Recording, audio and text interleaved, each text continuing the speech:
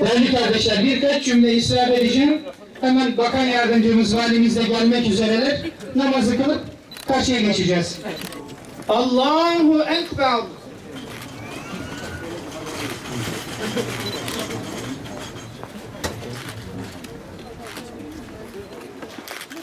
Allahu Ekber.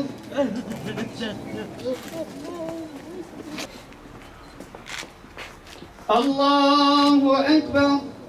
Esselamu Aleyküm ve Rahmetullah. Esselamu Aleyküm ve Rahmetullah.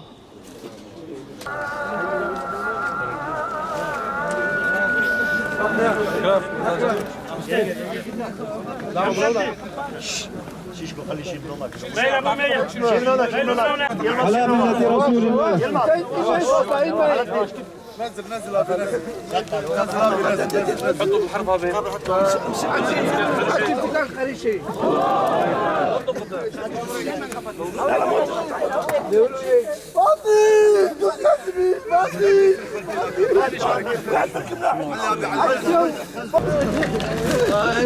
شغل شغل شغل